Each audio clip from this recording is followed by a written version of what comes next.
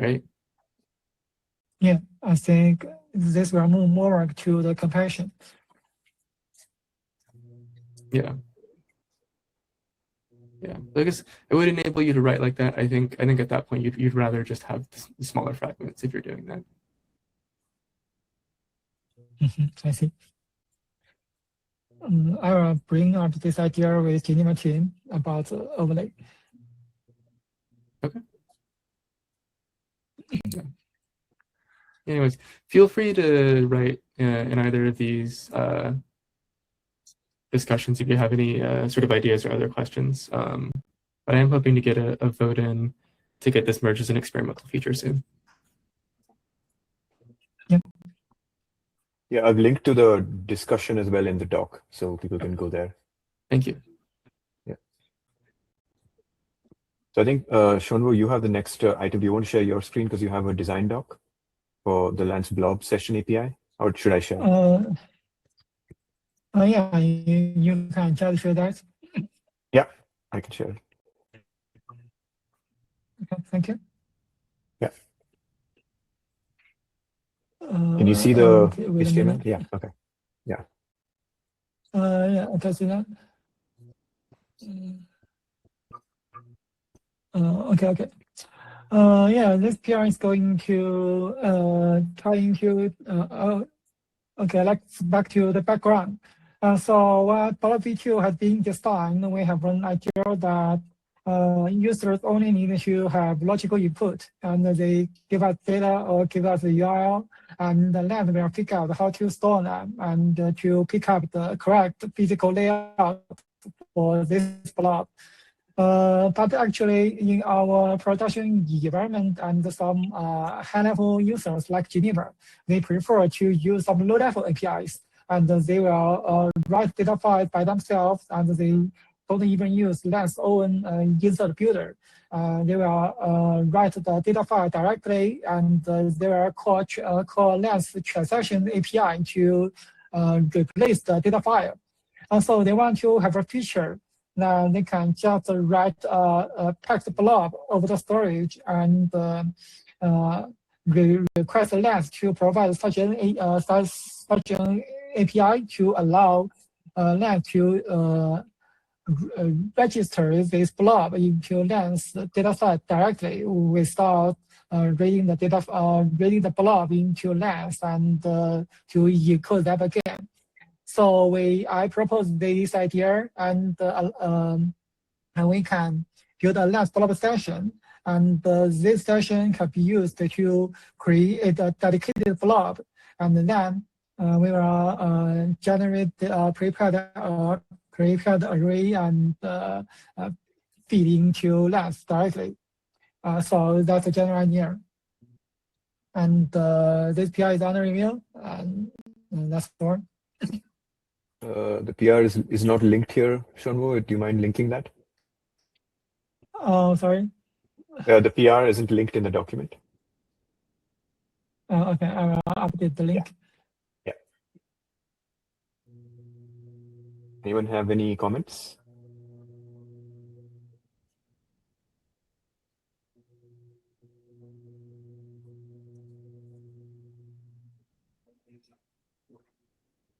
Okay, so the PR should be open. Yeah, anyone can look at that and make any further comments on that. Yeah, thank you. Yeah. All right, thanks. All right, so I think we can go to. Okay, there's a PR. Okay, cool.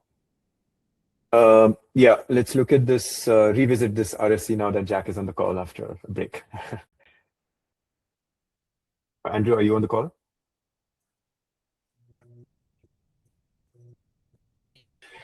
Otherwise I can take this over. So if there's background, is there background noise? Is it fine? It's okay. Okay, it's okay. Yeah, I guess. Oh, sorry, my mic was turned off. Now I'm here too. Sorry, yeah. Okay. Now I see it. Yeah, but yeah, you can take it. Yeah. Yeah, I mean, I think the design is super elegant, right? You kind of reuse obviously the existing branching mechanism. I guess the only question would be for now, what is needed to kind of move this forward? Or do we have kind of more open design questions. We need to kind of benchmark a few things. But more generally, I guess we're happy to help you out, Jack, on whatever gives you kind of leverage. But yeah, just to kind of, I think the question would be more to understand essentially what's blocking this right now, and if we can help in any way. Yeah, I think right now, I don't know if I listed in the discussion, but there are, first of all, we need to get the merge and rebase functionality in. I think that Will is doing some designs and also Ju. And on the other side, there are some cleanup work in the branching that we need to do, which, for example, we want to move to like a branch ID instead of name in the file path to reference branches so that we can more easily do things like rename. So that part, I remember Nathan Ma has a PR on that. So maybe we need to follow up on that. And another thing is, which I guess haven't been talked about here or in any discussions, I should create a discussion for that, is if we expect a lot of branches to be created going forward, then the current way we record branches and tags is no longer going to be scalable. So we need to think about how we store a very large number of branches. So that topic, I think we need to happen separately. So yeah, we can engage in those threads in parallel. Yeah, because I guess you would also have multi-table transactions on branches, like canonic on actual branches itself, not transactional branches, but on actual branches as well, not just on main, essentially, right? So we kind of have like a lot of nesting as well. Right. I suppose. Yeah. So yeah, I kind of looked at also the kind of upstream issues that needs to be kind of resolved around the merge mechanism and things like that, and FAD 102. So I guess would it help to kind of also push some PRs for these open issues that you created, or these or RC scars? That's fun. Yeah, I think this is an important one we need to resolve. So maybe we can first focus on this one.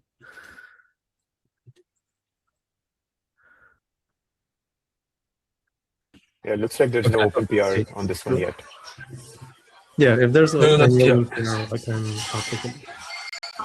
Okay, perfect. Yeah. But will you say so? What would you say is the highest priority blocking issue or design question at the moment? Maybe is that related to the sort of scaling path for having lots of branches, or would it be the UID rename for branches, or? I think the probably the other work streams already have someone working on. So I guess the biggest one that people haven't thought about is likely the work for having a lot of branches. So maybe we can focus on that one. That could be a good one. Yeah. Yeah, so that probably better to have an RFC for that, I suppose. For the Oh, wait, sorry, Will, you can go ahead. Oh, sure. I had a question because I think, Jack, you mentioned that this is blocked on the branch merging functionality. Is that correct? Right. Yeah. Is that so? And what's sort of like the required operations that needs to support? Is it sort of just need to just support arbitrary operations, or is there a narrow set? I think for this context, it's basically arbitrary, but I think the requirement is also not like we need to merge any arbitrary transactions. It's more like if we can merge, then we just merge. If we think there's a lot of cost in merging, or if it's just inherently incompatible, then we just fail. Okay, that makes sense.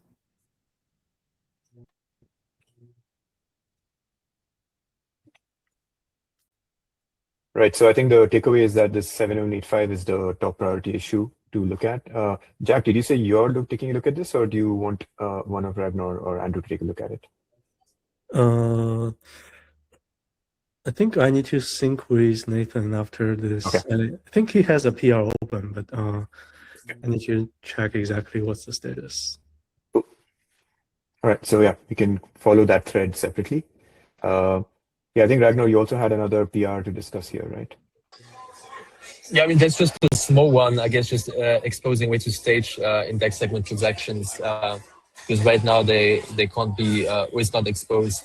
I guess this just needs a second review, because there was one review and then addressed the comments, and then just needs a last one, yeah. Okay.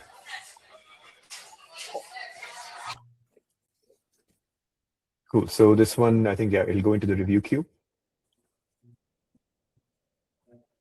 Yeah, we can look at Drew's. Was it Drew who added this? I forget who.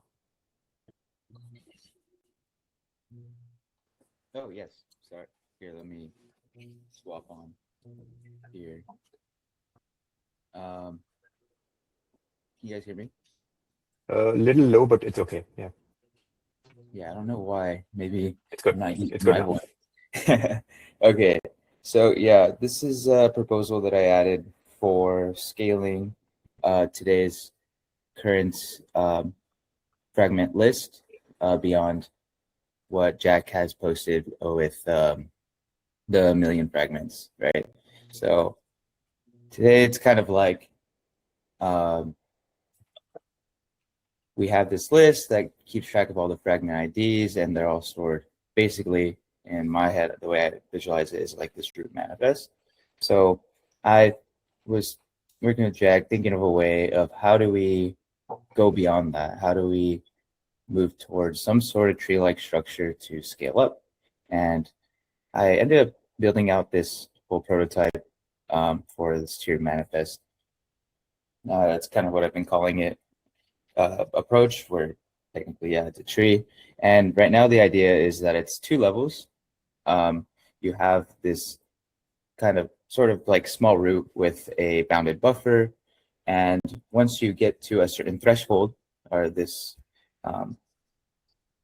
number of fragments, I haven't figured out where to go with that yet, but you will seal off the manifest into this immutable file, which is the child files, and that will push them down in the tree. So everything's sort of like an append today, and it's pretty simple in this approach, right? So you just have your sealed children, and you're referencing them, and upon rewrite, you'll have to create a new child.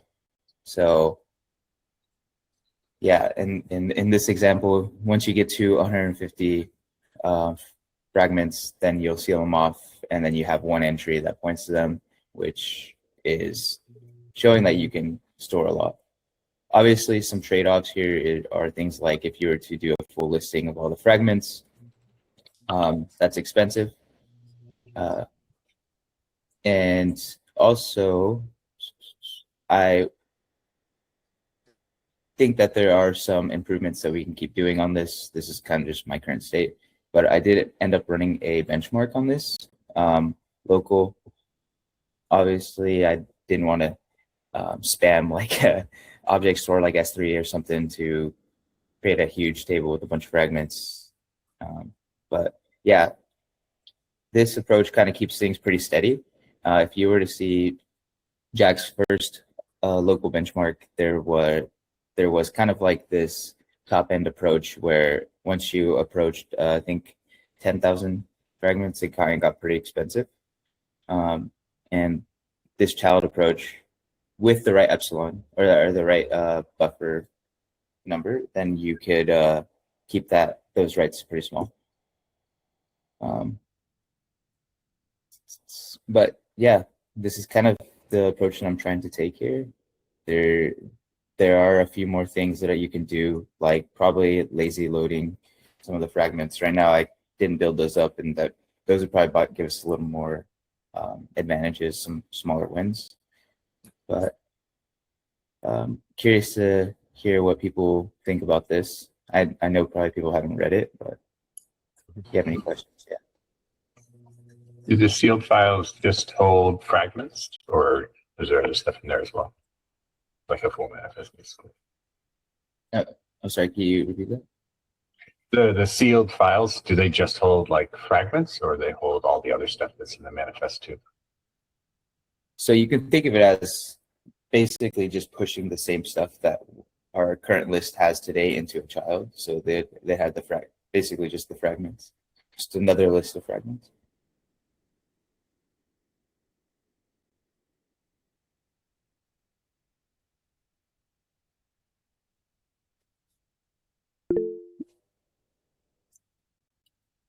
Jack? Yeah, I think in the original benchmarking, the conclusion was kind of like if we have if we want to hold a trillion rows, and that means 1 million fragments, and with the optimal fragment size, of course.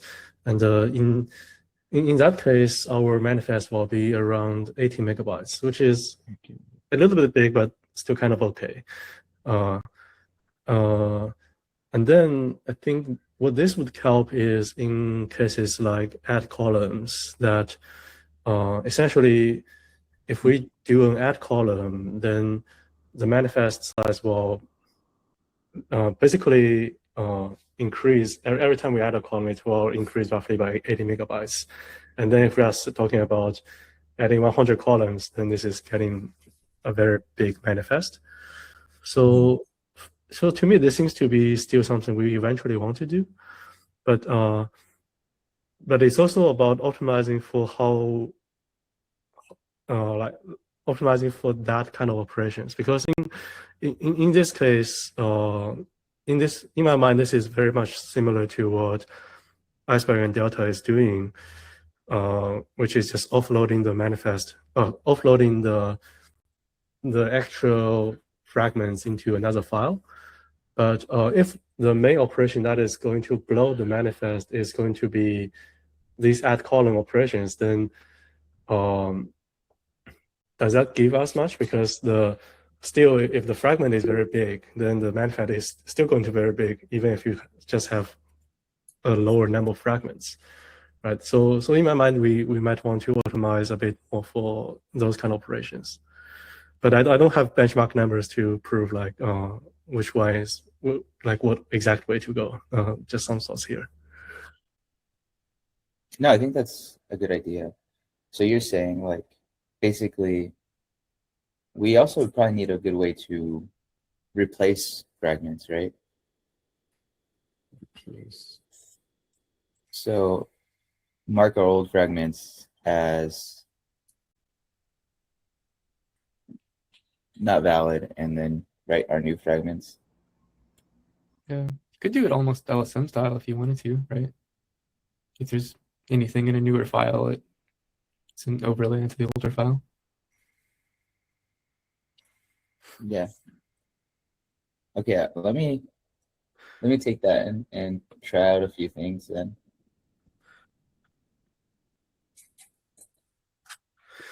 Yeah, it almost feels like first of all, the criteria for cutting a separate list needs to be not by the fragment, but maybe something like the number of data files. And also when there are changes to a fragment, what exactly do we do? Do we just override the corresponding fragments? Or is there a way we can also do some sort of merge on read, such as we just push like this fragment has added this data file, some message like that, and then we can do a merge on read for that. I don't know. Yeah. Yeah. No, yeah, I appreciate it. I'll go back to the drawing board, see if we can push this a little bit further. But ultimately, do you think this approach is in the right direction for this? It just needs to kind of be, I know, it probably needs to handle a little bit more use cases. Yeah, I think I agree with Jack that it needs to handle more use cases. And I think the other side that I haven't read too much, and so I'm not sure, is that like, but I think looking into our library. what operations need fragments and what way do they access them? Because I think many places in our existing code just assume you can just grab the full list of fragments and do various forms of sort of iterating over them. And so it might be good just to do a survey within our code base just to see when do we need all fragments, when do we need just some, and what are the actual access patterns we need. Cool. All right, cool. Yeah, thank you. I'll go back to the drawing board here and see what I can think of. Weston, did you have a follow-up on that? You typed something in there? Okay. Okay, cool. It looks like that's our discussion agenda. Shonmu, did you add this one here? Yeah, please share the screen. Thank you.